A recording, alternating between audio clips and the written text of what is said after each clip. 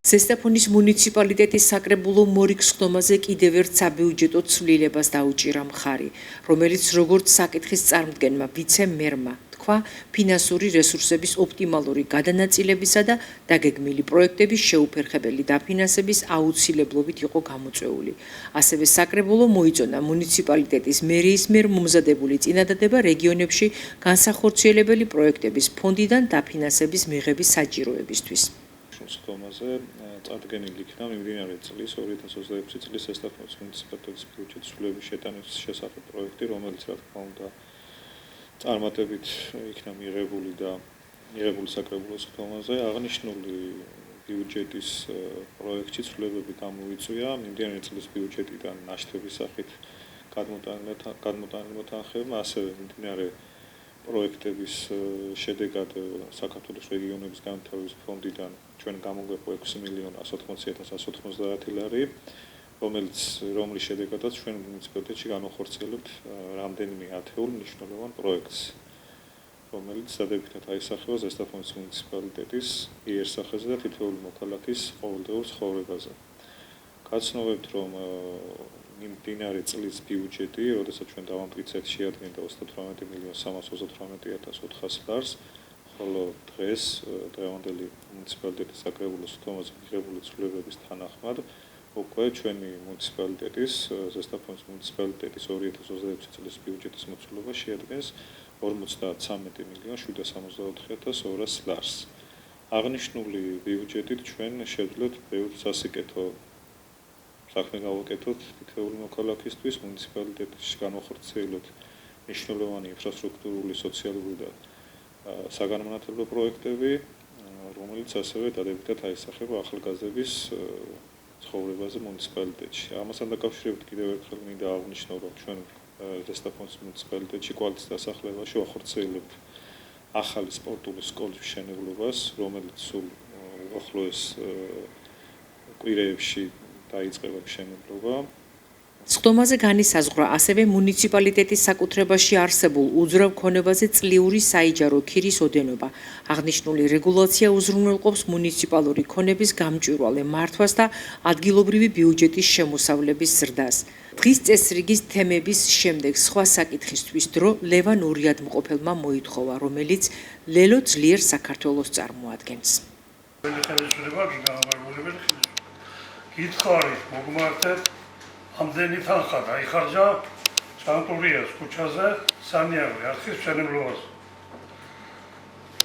ჯერ მოვედი სათითაოდ გარვაცხადე არც პოზიცია მიქვია და არც ოპოზიცია.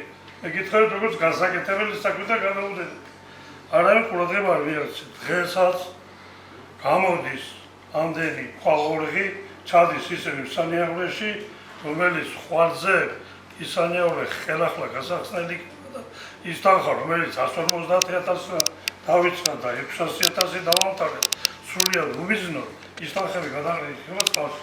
თუ ის გზა სასწრაფოდ არ გაკეთდა, ის რეაბილიტაცია არ გაუკეთდა, ჯერ ბაზარში ზიმა გამარჯვების მანქანები დადის ყოველდღე, რომელიც პლასმასის მილებით გაკეთდა ისანიავრე, არ იყო საჭირო იმის გაკეთება ესე, ის შეიძლება დღესაც ჩავარდნილი და დაკეტილი. ამ წუთში სანიაღლეში ახალ გაკეთებული წყალი არ მიდის და ძველ სანიაღლეში გადის. ასე იქნება ეს პატარა ხა გააკეთებთ ერთას ზედა დაიკეტება, ქვედა დაიკეტება და დამთავრდება ამდენი თანხები იქნება გადაყრილი თქვენ და დღეს აუცილებელი იყო ამ პროექტებში ყოფილიყო ეს. გააგვეგლო და განვიხილდა და გაკეთებოდა საქმე. წლების განმავლობაში ის იყო აქტივისტების ქუსლის წყალი რომგებოდა როგორც იქნა მოგვარდა და დღეს ვაფუჭებში დაიწყო წყალსადენი კონვერტაციის რეაბილიტაცია, რომელიც მთლიანად აშენდა ან გარემოთა წყლის აუზზე შეკავშირებულ და შეუკავშირებულ მოსახლეობაში გაიყვანეს ახალი მილდენი, ახალი საწნეო ხაზი, ხოლმე ზესტაფონი ჩაირთო, მაგრამ შედეგი არაფერი. დღეს 2020-ში უნდა ყოფილიყო 24 საათიანი წყალი, 2023-ში უნდა ყოფილიყო კუთვნებენ 24 საათიანი წყალი, 2025-ში უნდა ყოფილიყო დღესაც არა. დღეს რომელი გაფიკიდად უნდა ეწოდებოდეს წყალი ისიც არ ხდება და ხშირია დარღვევები. აუცილებელია მოვიწვიოთ კომპანია რა ხდება წყალსადენში, თორემ გამოცდილება მაგ და გეუბნებით აგვისტოს თვეში იქ ისეთი პრობლემებია, შეიძლება დასავლური წყალი მოინატროს კარგად. რაც შეეხება 24-იან წლის მომარაგების პროექტს, აღნიშნული პროექტი დღესაც მიმდინარეობს საქართველოს წყალმომარაგების კომპანიის და ინფრასტრუქტურის სამინისტროს ფარგლებში. აღნიშნულ კომპანიას გადაეწია ვადაკიდებ შემოვლობის ნებართვაზე და კომპანია საბა ახორციელებს, რომელიც დაასრულებს აპრილის თვეში მიმდინარე სამუშაოებს. როდის გვაქვს 24-იან წყალებში? ანუ შესაბამის ნებართვის თანახმად 2026 წლის აპრილისთვის არაგაულში, სოფელ ხემაღალასა და ღვერკში სტიქიური მოვლენების შედეგად დაზარალებულ 112 ოჯახს საცხოვრებელი სახლების სანაცვლოდ კომპენსაცია გადაეცემა. მთავრობის განკარგულებით თანხის მოცულობა ერთ ოჯახზე ასე განისაზღვრება. 50,000 ლარი თუ დაზარალებულ ოჯახს არ აქვს საკუთრებაში რეგისტრირებული ალტერნატიული საცხოვრებელი ფართი. 30,000 ლარი თუ დაზარალებულ ოჯახს საკუთრებაში აქვს ან ჰქონდა რეგისტრირებული ალტერნატიული საცხოვრებელი ფართი და 2025 წლის 1 ივნისის შემდგომ გაასხვისა. ასევე, თუ 2025 წლის 1 ივნისის მდგომარეობით დაზიანებული სახლის მესაკუთრემ, რომელიც თარიღისთვის ფლობდა ალტერნატიულ საცხოვრებელს და გაასხვისა დაზიანებული საცხოვრებელი სახლის კუთვნილი წილი. ამ განკარგულების ფარგლებში გაცემული საკომპენსაციო თანხა არ წარმოადგენს სოციალურად დაუცველი ოჯახების მონაცემთა ერთიან ბაზაში რეგისტრირებული ოჯახების გადამოწმების საფუძველს და აღნიშნული ოჯახები თავისუფლდებიან ამავე განკარგულების ფარგლებში მიღებული კომპენსაციის თაობაზე კომპეტენტური ორგანოს მომსახურების სააგენტოს შეტყობინების ვალდებულებისგან. აღნიშნულია მთავრობის განკარგულებაში.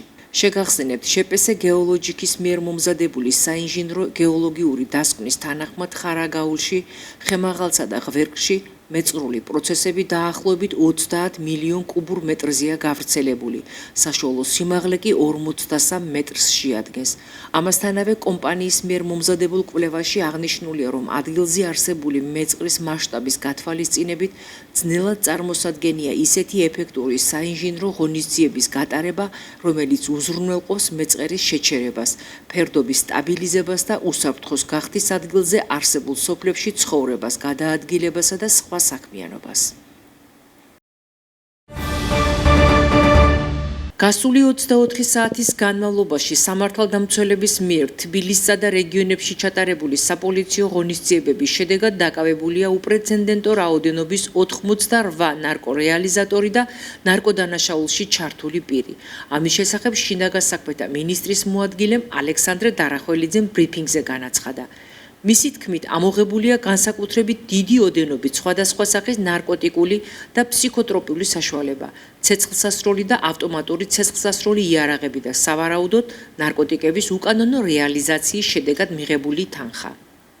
საქართველოს შინაგან საქმეთა სამინისტრო აგრძელებს უკომპრომისო ბრძოლას ნარკოდანაშაულების სქემაში ჩართული პირების გამოვლენისა და მათი სისხლის სამართლის პასუხისმგებაში მიცემის მიზნით.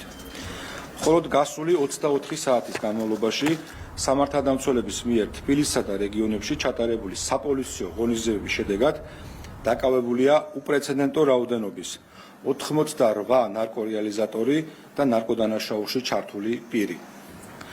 ამოღებულია განსაკუთრებით დიდი ოდენობით სხვადასხვა სახის ნარკოტიკული და ფსიქოტროპული და ავტომატური ცეცხლსასროლი იარაღები და სავარაუდოდ ნარკოტიკების უკანონო რეალიზაციის შედეგად მიღებული თანხა.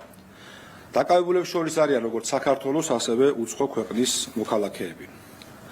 სამართალდამცველების მიერ ინტენსიურ რეჟიმში ჩატარებული საგამოძიებო მოქმედებების შედეგად მოპოვებული მტკიცებულებები დგინდება, რომ დაკავებული ნარკორეალიზატორები ნარკოტიკულ საშუალებებს მოქალაქეებზე სისტემატურად ყიდულობენ.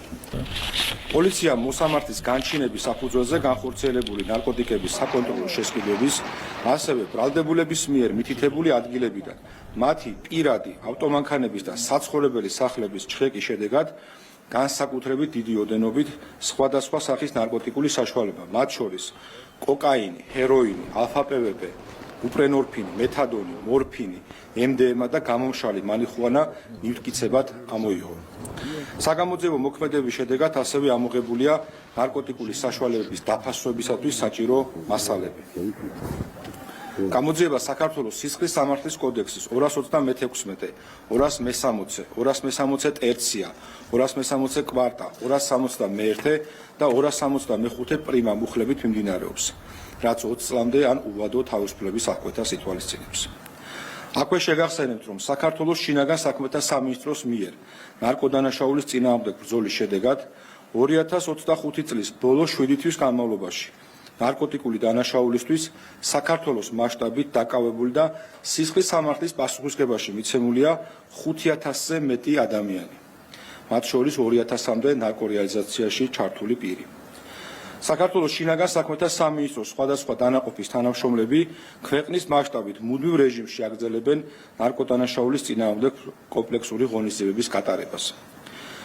შევახსენებთ საზოგადოებას, რომ კანონის სრული სიმკაცრით დაიჯება ყველა ის ადამიანი, ვინც საფრთხის ქვეშ დააყენებს ჩვენი მოქალაქეების, განსაკუთრებით კი ახალგაზრდების სიცოცხლესა და ჯანმრთელობას.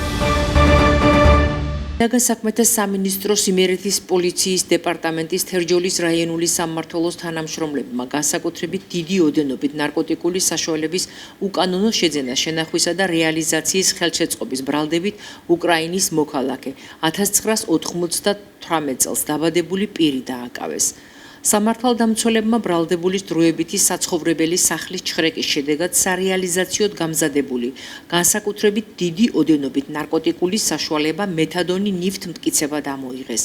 ჩატარებული საგამოძიებო მოქმედებების შედეგად პოლიციის მიერ ასევე ამოღებულია ნარკოტიკული საშუალების დაფასვებისთვის საჭირო მასალები.